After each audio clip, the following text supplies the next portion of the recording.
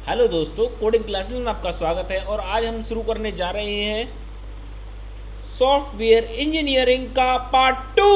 बहुत ही जोश और मज़ेदार के साथ आज हम स्टार्ट करेंगे पार्ट टू। पार्ट वन जैसे कि हमारा कंप्लीट हो चुका और आई होप सभी के अच्छी तरीके से समझ भी आया होगा, क्योंकि मैंने उसमें बहुत ज़्यादा मेहनत करी और आज के पार्ट में मैंने बहुत ज़्यादा मेहनत करी है। इन दोनों पार्टों के अनुसार मेरा टारगेट 100/100 का रहा है और इन दोनों पार्ट में मैं आपकी सॉफ्टवेयर इंजीनियरिंग पूरी तरीके से कंप्लीट करा दूंगा। तो अगर एग्जाम के पॉइंट ऑफ व्यू से बात करें तो कोई भी कैसा भी क्वेश्चन आए आपके लिए इंजीनियर से, तो आप खुद भी इंजीनियर बन जाओगे इसी वीडियोस में। कैसा रहा? बहुत अच्छे। तो स्टार्ट करें। हो गए सब तैयार? भाई खुले से पढ़ो, मज़े से पढ़ो। एक थ्योरी सब्जेक्ट है तो मैं चाहता हूँ कि थ्योरी सब्जेक्ट बोरिंग ना लगे आपको। बोरिंग बिल्कुल भी नहीं लगेगा, क्योंकि आपको पढ़ा रहे हैं आपके डेवलपर साहब। समझ रहे हो? तो स्टार्ट करते हैं। Let's begin. तो पहला क्वेश्चन है, व्हाट इज टेस्टिंग? टेस्टिंग क्या होता है? भाई जैसे कि आप जब आप उसमें थे ना फर्स्ट ईयर में, या फिर आपने कुछ और भी काम करे होंगे, आपसे बोला गया कि मुझे ना एडिशन का प्रोग्राम बना के दो, मुझे 2 नंबर का प्रोग्राम बना के दो, ऐड कर रहे हो। तो आप क्या करोगे? हैज़ इंक्लूड कौन dot has void main function 3 आपने वेरिएबल्स ले लिए, 2 को ऐड करा दिया, 30 सेकंड स्टोर करा दिया, हो गया जी। पर आपने क्या करा? जल्दीबाजी में कर हो गया। ठीक है, जल्दीबाजी में तो हो गया वो काम, पर आपने उसको टेस्ट नहीं करा, आपने रन करा दिया और आपने देखा कि भाई रन नहीं करा, वो आउटपुट नहीं आया। क्यों नहीं आया? आपने जल्दीबाजी में करा, टेस्ट करा नहीं। अगर आप एक बार टेस्ट कर लेते उसको तो आपकी गलती नहीं होती। मैं आपको अपने ऊपर एक एग्जांपल बताऊं। जैसा कि अभी वो हुआ था कोडिंग कंपटीशन, तो मैंने जल्दीबाजी के चक्कर में वो उसमें मुझे ना 20 मिनट का टाइम टेबल मिला था और उसमें प्रिंट इवन आउट का प्रोग्राम था। मैंने जल्दी के चक्कर में 30 सेकंड के अंदर वो प्रोग्राम बना दिया। फिर मेरी उसमें 6 एरर आ गए, मैंने टेस्ट नहीं करा। वो कोडिंग कंपटीशन था, जल्दीबाजी के चक्कर में 30 सेकंड में प्रोग्राम बना दिया, मेरी उसमें गलती हो गई और वो ख़राब हो गया। ठीक है, मैंने उसमें क्या नहीं करा? टेस्टिंग नहीं करा। समझ गए बात को? मुझे धीरे धीरे करने चाहिए था। ये होता है टेस्टिंग। अगर इंजीनियर की अकॉर्डिंग बात करें तो टेस्टिंग क्या होता है कि जो भी हम सॉफ्टवेयर बना रहे हैं उसके हमें टेस्टिंग करना ज़रूरी है। ठीक है, मेन मुद्दा यहाँ है कि अगर हम कोई भी चीज़ सॉफ्टवेयर बना रहे हैं हमें उसको टेस्टिंग करना ज़रूरी है। टेस्टिंग मीन सॉफ्टवेयर टेस्टिंग, मतलब जो भी हम सॉफ्टवेयर बना रहे हैं उसके अंदर जो भी गलती है उनको ढूंढ सकते हैं हम और टेस्टिंग कर सकते हैं। ठीक है, इसके बहुत सारे टाइप्स हैं। टाइप्स की बात करते हैं। पहला है हमारा काला डिब्बा, दूसरा है हमारा गोरा डिब्बा, मतलब ब्लैक बॉक्स टेस्टिंग, मतलब वही है ना भाई, ब्लैक बॉक्स टेस्टिंग। दूसरा है white box testing. Black box testing को हम फंक्शनल टेस्टिंग भी बोलते हैं और वाइट बॉक्स को हम स्ट्रक्चरल टेस्टिंग भी बोलते हैं। और हमारे और भी टाइप्स हैं, 1 बाय 1 देखते हैं, बहुत ही मज़ा आने वाला है। पहला है हमारा ब्लैक बॉक्स टेस्टिंग, मतलब काला डिब्बा। नहीं, जैसे हम बोलते थे ना, अबे भाई तू काला ही डिब्बा दिखे, काला ही डिब्बा दिखे, तो इससे आपको पता है क्या लग रहा होगा? तो गमारे नॉलेज वॉलेज है थोड़ी बहुत ना है, आपको यही लगेगा। ठीक है, तो इसके अकॉर्डिंग भी देखा जाए तो यही मतलब है भाई। वो कैसे भाई?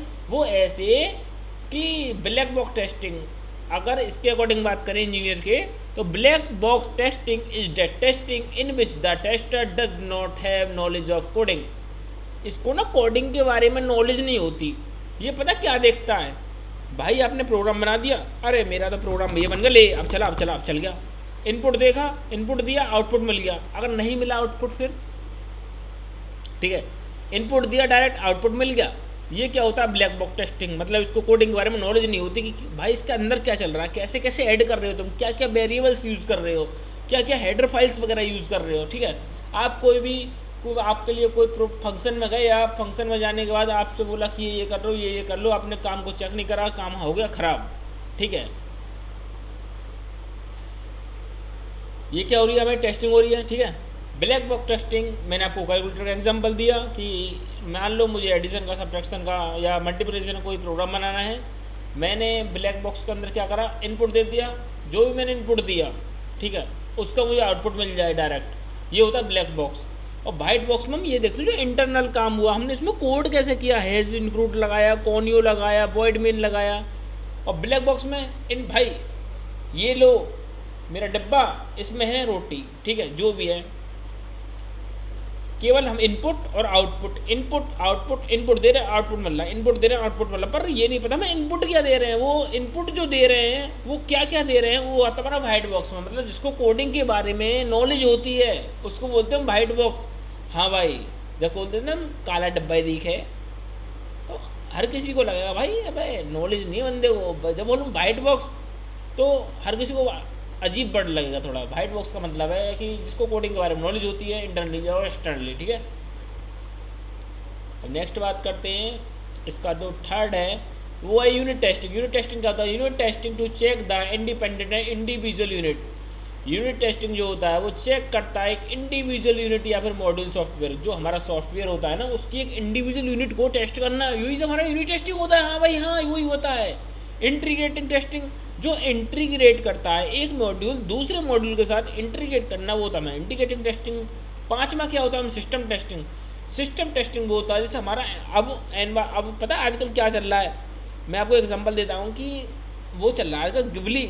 पता नए नए बच्चे क्या कर रहे हैं, एक गिबली को अपना फ़ोटो डाल रहे हैं और चैट जीपीटी वगैरह का यूज़ कर रहे हैं, अपने फ़ोटो को डाल रहे हैं और गिबली पर फ़ोटो बना के और स्टोरी लगा रहे हैं, पोस्ट डाल रहे हैं, सारे काम कर रहे हैं। कोई कुछ कर रहा है, कोई कैसी पोस्ट डाल रहा है। वो क्या कर रहे हैं, एनवायरमेंट के अंदर ना एनवायरमेंट के अकॉर्डिंग चेंज कर रहे हैं धीरे धीरे अपने सिस्टम को। यही हमारा सिस्टम टेस्टिंग होता है। अपने सॉफ्टवेयर को एनवायरमेंट के अकॉर्डिंग चेंज करते रहो। समझ रहे हो बात को?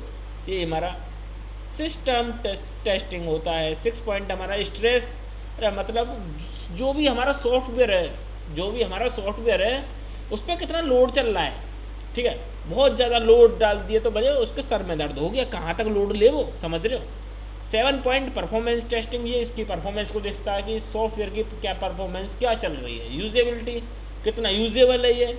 लास्टली 9 पॉइंट है हमारा एक्सेप्टेंस टेस्टिंग। एक्सेप्टेंस मतलब ये है भाई कस्टमर ने बता दिया कि मुझे ये रिक्वायरमेंट थी और कस्टमर के अकॉर्डिंग उसकी जो रिक्वायरमेंट है वो सेटिस्फाई हो गई, ठीक है। वो होता है हमारा एक्सेप्टेंस टेस्टिंग, ठीक है। कस्टमर ने बोला, अगर दूसरी तरह से मैं एग्जांपल दूँ, इंजीनियर को हटा के कस्टमर ने बोला मुझे 2 किलो लड्डू दे दो, 2 किलो लड्डू मिल गए उसे, ठीक है। कस्टमर की जो रिक्वायरमेंट वो फुलफिल हो गई, तो उसको मतलब एक्सेप्टेंस टेस्टिंग। बढ़िया जी, मज़ा आ रहा, फुल ही आएगा, ठीक है। 10 पॉइंट क्या कह रहा है, अल्फा टेस्टिंग। अल्फा टेस्टिंग एक लास्ट टेस्टिंग है जिसके अंदर हम ये डेवलपर अपनी साइड से ना फ्री हो जाता है। हाँ जी, जो भी आपने सॉफ्टवेयर बताया था कस्टमर जी, वो आपका पूरी तरीके से कंप्लीट हो चुका है, ठीक है। बीटा टेस्टिंग क्या कहता है? बीटा टेस्टिंग में आता है कि जो भी आपने सॉफ्टवेयर बनाया कस्टमर क्या करता है उसे मार्केट के अंदर दे देता है और काम वो देखता है काम वो कैसा चल रहा कैसा नहीं चल रहा, ठीक है। वो हमारा बीटा टेस्टिंग। अब आगे बात करते हैं, जो आगे हम बात करते हैं वेरिफिकेशन वैलिडेशन। वेरिफिकेशन का मतलब आपको पता ही है कि वेरिफिकेशन करना मतलब किसी चीज़ की जांच पड़ताल करना, ठीक है। वैलिडेशन, आप कोई भी काम कर रहे हो कंटिन्यू काम कर रहे हो, अब वो चेक करो कि ये वैलिड है या नहीं है, वो होता है वैलिडेशन, ठीक है। अब नेक्स्ट क्वेश्चन जो आता है हमारा, अब तक हमारा क्या हुआ कि जो भी हमारी टेस्टिंग थी वो टेस्टिंग खत्म हो गई। अब नेक्स्ट क्वेश्चन आता है हमारा टोटल क्वालिटी मैनेजमेंट, TQM। ये भी बहुत ज़्यादा इंपॉर्टेंट क्वेश्चन है।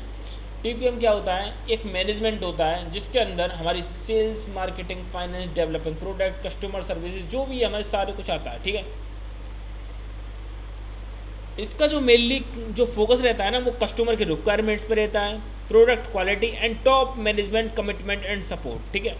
TQM हमारा जो होता है वो 3 वर्ड से मिलकर बना है, टोटल क्वालिटी मैनेजमेंट। तीनों का मतलब अलग अलग है। टोटल का मतलब जो इन्वॉल्व करते हैं हम इनपुट, ठीक है। देखो टोटल का मतलब है the involvement of the input and everyone, जो भी हम इनपुट को इन्वॉल्व करते हैं। क्वालिटी की कस्टमर की एक्सपेक्टेशन के अनुसार, कस्टमर ने बोला जी मुझे ना इस टाइप का प्रोडक्ट चाहिए, इस टाइप की रिक्वायरमेंट के अंदर मुझे वो चाहिए प्रोडक्ट, तो उसकी क्वालिटी को बताता है, ठीक है। मैनेजमेंट में आपको पता है कि उसको मैनेज कैसे करना है। मैनेजमेंट जो मैनेजमेंट है, अब स्कूल का मैनेजमेंट से ही या फिर कॉलेज का मैनेजमेंट से वो मैनेज करता है उसको, ठीक है। ऑपरेट करता है, कंट्रोल करता है जो भी उसकी ऑर्गेनाइजेशन है। इसके की प्रिंसिपल्स क्या क्या हैं TQM मतलब टोटल क्वालिटी मैनेजमेंट के? Commitment from the management, commitment करता है मैनेजमेंट से। Employee environment, continuous customer requirement, ठीक है। कंटिन्यूस में लगातार जो कस्टमर की रिक्वायरमेंट होती हैं। इफेक्ट ऑफ TQM, इफेक्ट क्या है TQM का? इम्प्रूव क्वालिटी, क्वालिटी को इम्प्रूव करता है। इंक्रीज प्रोडक्टिविटी, प्रोडक्टिविटी को बढ़ाता है। Lower cost and higher profit, कम कॉस्ट लगवाता है, प्रॉफिट क्या होता है, ज़्यादा होता है। और जो हमारी ऑर्गेनाइजेशन है ना, उसका ग्रोथ होगा। क्यों भाई? पैसा कम लगेगा, ज़्यादा से ज़्यादा कंपनी हमारी चलेगी। हर कोई यही तो चाहता है, कोई नहीं। कोई भी किसी भी कंपनी है वो क्या सोचेगी भाई, 10,000 रुपये का काम हो, 10,000 रुपये बंदे को दे रहे हो, 50,000 काम कर रहा हो, यही तो होता है। जब भी तो उसकी कंपनी अच्छी चलती है, नाम होता है कंपनी का। अब नेक्स्ट क्वेश्चन है हमारा सॉफ्टवेयर एश्योरेंस। सॉफ्टवेयर एश्योरेंस क्या होता है? एक the software quality assurance is an umbrella activity. एक अम्ब्रेला एक्टिविटी होती है जो चेक करती है सॉफ्टवेयर की क्वालिटी को। ठीक है, ये ना एक सॉफ्टवेयर की क्वालिटी को चेक करती है कि जो हमारा सॉफ्टवेयर है वो कैसा बना हुआ है, उसकी क्वालिटी क्या है, क्वालिटी कैसी है, अच्छी है, बुरी है, सॉफ्टवेयर क्वालिटी को बताता है ये। ठीक है। Second point, software quality assurance is not checked at any particular phases. जो सॉफ्टवेयर क्वालिटी एश्योरेंस होता है एक पार्टिकुलर फेजेस को चेक नहीं करता, वो पूरे के पूरे सॉफ्टवेयर को चेक करता है। ठीक है। थर्ड पॉइंट हमारा क्या है? It runs generally the quality of the software is verified the third party organization like ISO। ISO का मतलब है international standard organization to ensure that software must contain quality product and it working allow according to user requirement. इसका मतलब ये है, generally क्या होता है कि जो सॉफ्टवेयर को वेरीफाई करने के लिए ना एक पार्टी होती है, ऑर्गेनाइजेशन होती है, इसका नाम है इंटरनेशनल स्टैंडर्ड ऑर्गेनाइजेशन, जो हमारे सॉफ्टवेयर की क्वालिटी को वेरीफाई करती है। ठीक है जी, इसका मतलब ये है। अब कौन कौन सी सॉफ्टवेयर की क्वालिटी को पहचानते हो, कौन कौन से फैक्टर्स हैं वो बताने कि भाई पोर्टेबल होना चाहिए, पोर्टेबिलिटी बहुत ज़रूरी है।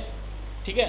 रिलायबिलिटी भी बहुत ज़रूरी है, फंक्शनलिटी एरर फ्री होना चाहिए, मेंटेनेबिलिटी उसका ज़रूरी है, टाइम टू टाइम उसको मेंटेन करना चाहिए, और यूजेबल, कितना यूजेबिलिटी है वो। ठीक है जी, ये हो गया हमारा यूजेबिलिटी। और अब बात करते हैं इसके benefits of SQA। Software quality assurance के बेनिफिट्स क्या हैं? By using SQA the quality of software will be high. जो सॉफ्टवेयर की जो क्वालिटी होती है वो हाई होती है। The software is quality, then it saves out times and cost. ये अपने टाइम और कॉस्ट को दोनों को ही बचाती है। इजी टू यूज़ कर सकते हो, सिक्योर भी है। ठीक है जी, बेनिफिट्स भी हो गए। जो हमारा नेक्स्ट क्वेश्चन आने वाला है ISO, इंटरनेशनल ऑर्गेनाइजेशन स्टैंडर्डाइजेशन। ठीक है जी, आप सोच रहे होंगे लास्ट में वो है ऑर्गेनाइजेशन होना चाहिए और स्टैंडर्ड S बाद में होना चाहिए। नहीं जी नहीं, इसके मतलब यही है कि इंटरनेशनल ऑर्गेनाइजेशन फॉर स्टैंडर्डाइजेशन। ठीक है। सेकंड पॉइंट क्या है? It is an organization to verify the quality of a product. ये प्रोडक्ट की क्वालिटी के बारे में बताता है। ठीक है। Third point, ISO 9001 reflects the quality management system, means if you want to check a quality of software should have use ISO 9000। मतलब अगर हम कोई सॉफ्टवेयर के क्वालिटी को चेक करना चाह रहे हैं तो उसके लिए हम यूज़ करेंगे ISO को 9001 को। ठीक है जी। फोर्थ पॉइंट हमारा क्या कह रहा है? इन ISO implicity use of TQM technology to provide certificate for our organization based on our quality of। ये एक सर्टिफिकेट प्रोवाइड भी करते हैं ISO वाले, जो टोटल क्वालिटी मैनेजमेंट के लिए मिलती है। ठीक है भाई, ISO सर्टिफिकेट। फर्स्ट पॉइंट इसमें क्या कह रहा है? If a company is ISO certified, जब कोई कंपनी हमारी ISO सर्टिफाइड करती है तो हमारी कंपनी ना एक बड़ा नाम मार्केट के अंदर फैल जाता है उसका। जैसे अब स्कूल के अंदर ना जब कोई मान्यता प्राप्त नहीं होती, उसके लिए अगर मान्यता प्राप्त हो जाती है तो उसका नाम चल जाता है स्कूल का। पता है आपको, बहुत दूर दूर के बच्चे आते हैं, क्यों? उसके लिए मान्यता प्राप्त है पीछे से गवर्नमेंट की तरफ से। सेकंड पॉइंट क्या है? The company acquired the ISO certificate will change the internal structure. जो कंपनी है उसका ISO सर्टिफिकेट के द्वारा वो अपनी इंटरनल स्ट्रक्चर को चेंज कर देती है और उसकी क्वालिटी को प्रोसेस को देखते हुए उसको चेंज कर देती है, उसकी क्वालिटी को बड़ा अच्छी कर देती है, इम्प्लीमेंट कर देती है उसके अंदर। बढ़िया जी, मज़ा आ रहा होगा। धीरे धीरे ऐसे चलते रहेंगे और आपका सॉफ्टवेयर इंजीनियरिंग ख़त्म हो जाएगा। ठीक है, ज़्यादा क्वेश्चन नहीं है, आधा हो गया, आधा और बच रहा है, बस मज़े मज़े में ऐसे सीख जाओगे। क्वेश्चन है हमारा SEI-CMM क्या होता है? ये एक ही चीज़ है। SEI-CMM क्या है? SEI-CMM stand for software engineering institute compatibility maturity model, ठीक है, इसकी पूरी फुल फॉर्म ये है, software engineering institute capability maturity model, ठीक है। एक प्रोसेस और मेथोलॉजी है जिसका यूज़ हम डेवलप करने के लिए और ऑर्गेनाइजेशन को रिफाइन करने के लिए करते हैं, ठीक है। The CMM provide the different level based on the standard. जो CMM है वो हमें प्रोवाइड करता है डिफरेंट टाइप के लेवल्स को और स्टैंडर्ड्स को, ठीक है। If a company a new company then the CMM will provide level 1। अगर कोई कंपनी है वो CMM को अगर प्रोवाइड करते हो तो level 1, like this if the company start developing and following the guidelines provide the CMM to increase the maturity level. इसका मतलब ये है अगर कोई कंपनी CMM का यूज़ करेगी तो उसका लेवल ना बढ़ जाएगा थोड़ा सा, ये है इसका मतलब। द CMM प्रोवाइड टोटल 5, इसके 5 लेवल होते हैं CMM के। कौन कौन से होते हैं जी?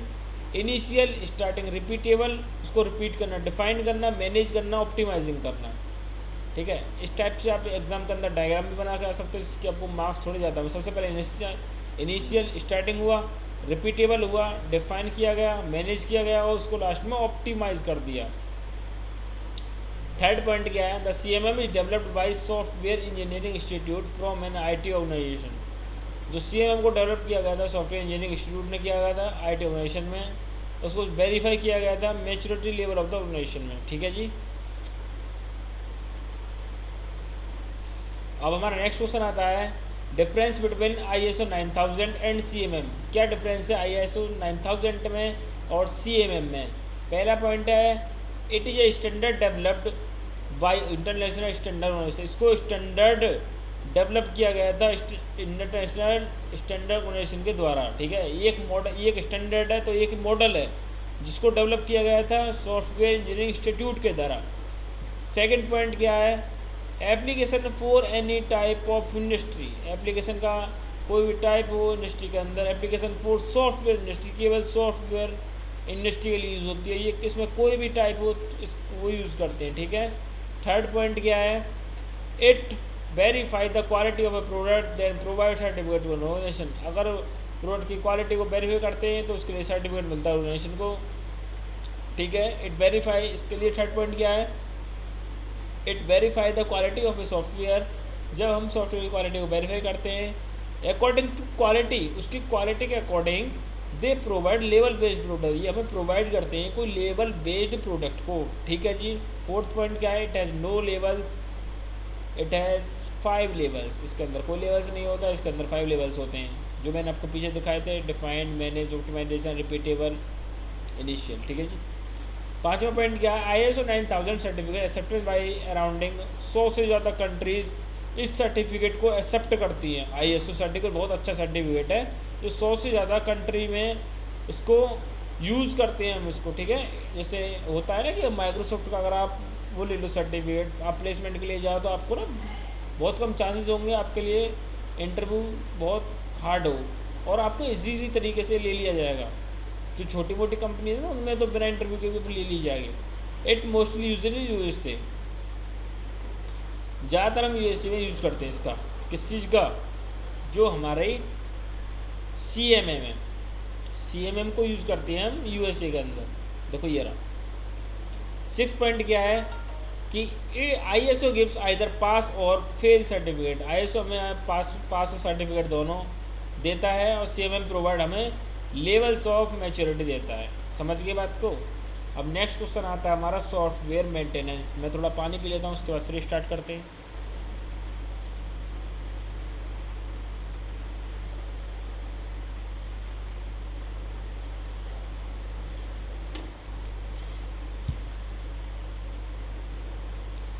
हाँ जी, सॉफ्टवेयर ऐसे मेंटेनेंस की बात करें कि उसको मेंटेन करना, मतलब उसके एनवायरनमेंट के अंदर जो भी उसमें चेंजेस करने हैं ना, नई नई टेक्नोलॉजीज आती हैं उसके अंदर चेंजेस कर देना, उसके अकॉर्डिंग ही चेंज करना, सॉफ्टवेयर को मेंटेन करना होता है। सॉफ्टवेयर मेंटेनेंस पहला पॉइंट क्या कर रहा है?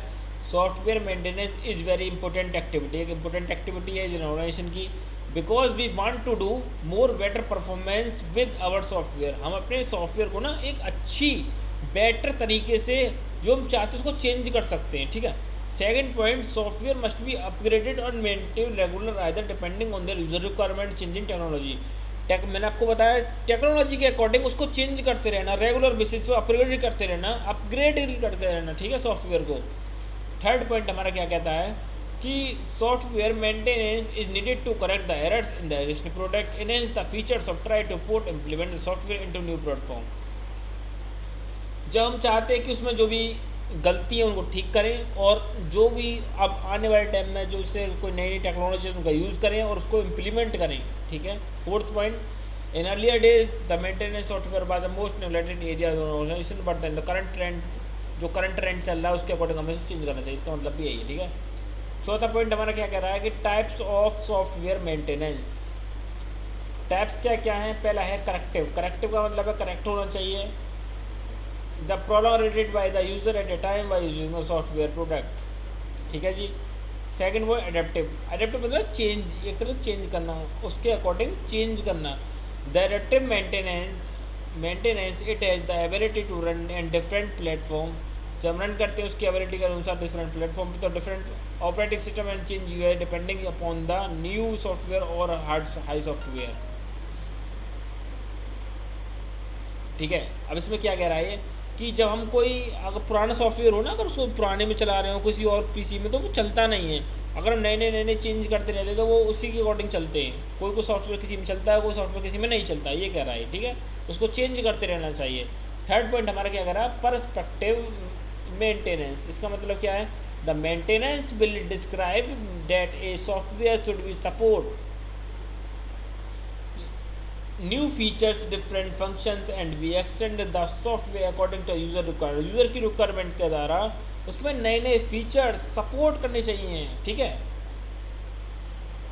अब नेक्स्ट क्वेश्चन जो आता है हमारा, what is software reverse engineering. Reverse engineering एक इंपॉर्टेंट क्वेश्चन है जो कि एग्जाम में कई बार आ चुका है, ठीक है। क्या है ये? Software reverse engineering is also known as back engineering. इसको हम बैक इंजीनियरिंग के नाम से भी जानते हैं, ठीक है। It is the process of recovering and understand the basic method. इस प्रोसेस में हम रिकवर करते हैं और समझते हैं कि उसमें मेथड क्या है, डिज़ाइनिंग क्या है, रिक्वायरमेंट क्या लगी है, और प्रोडक्ट पे जो भी स्पेसिफाई लीजेसी लगी हुई है उसके अकॉर्डिंग चेंज करते हैं, ठीक है। मतलब उसको रिकवर करना। सेकंड पॉइंट क्या है? First we analyse the already created software code after the recreating it so we can find out the original code with some improvement। सबसे पहले हम एनालाइज करेंगे और जो हमने सॉफ्टवेयर को क्रिएट किया था, ठीक है, जो भी हमने सॉफ्टवेयर बनाया था उसको एनालाइज करेंगे।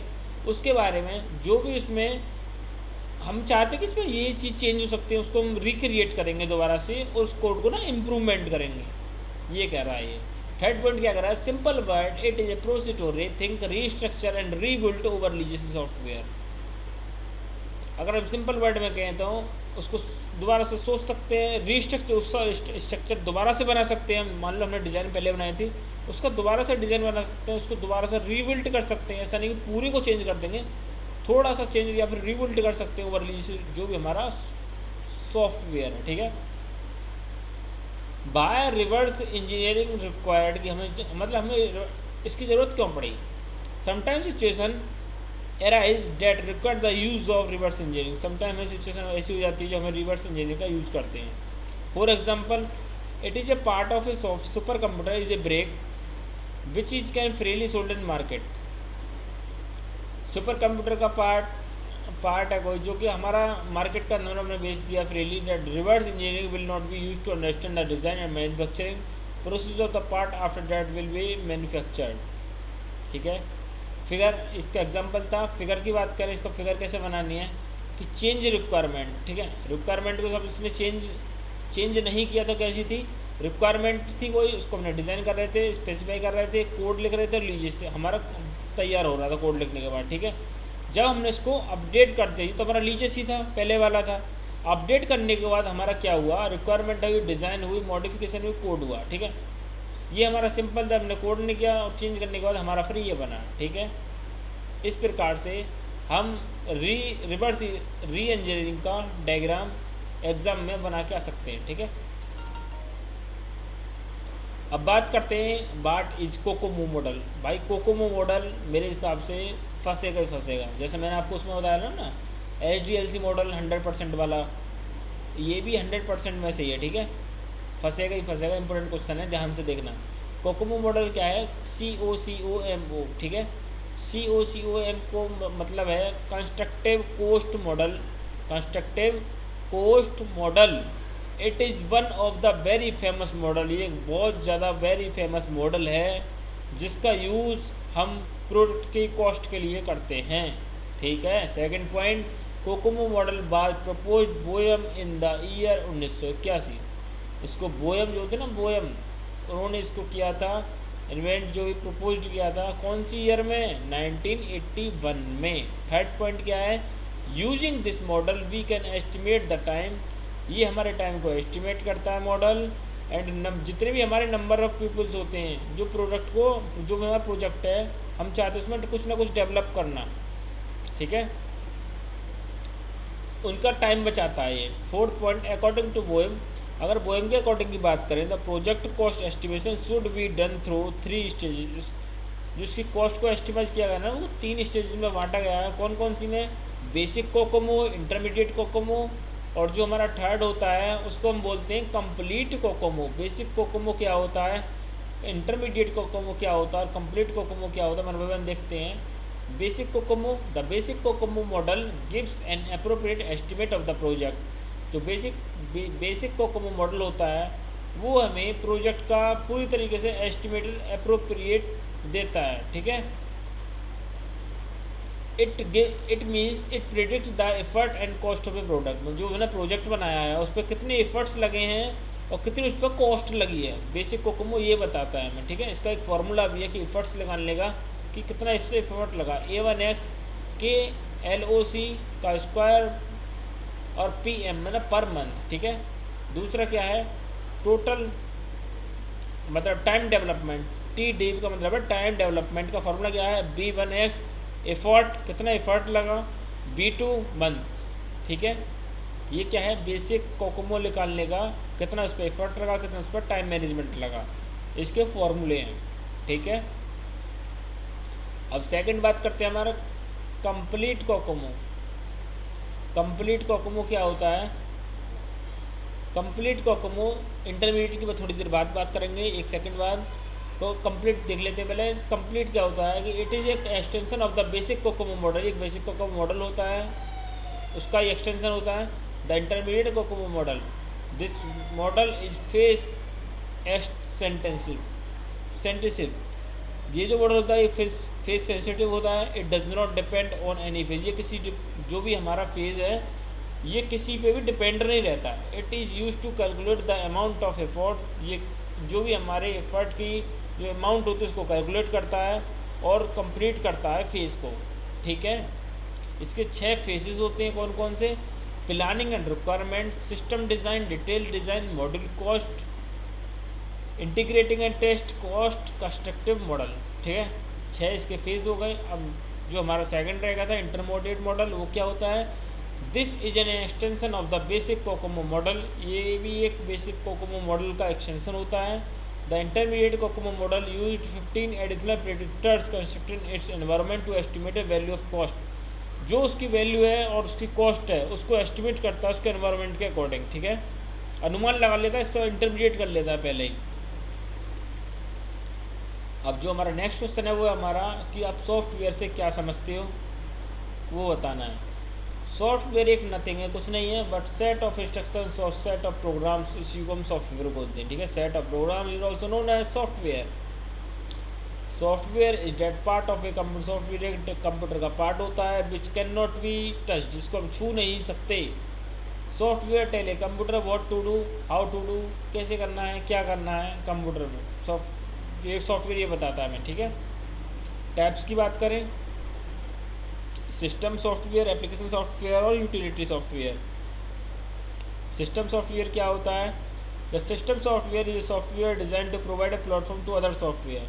सिस्टम सॉफ्टवेयर एक वो सॉफ्टवेयर है जहाँ हम डिज़ाइन करते हैं अपने प्लेटफॉर्म पर टू अदर सॉफ्टवेयर पर चल जाए, सिस्टम अदर सॉफ्टवेयर पर भी चल जाए वो सॉफ्टवेयर।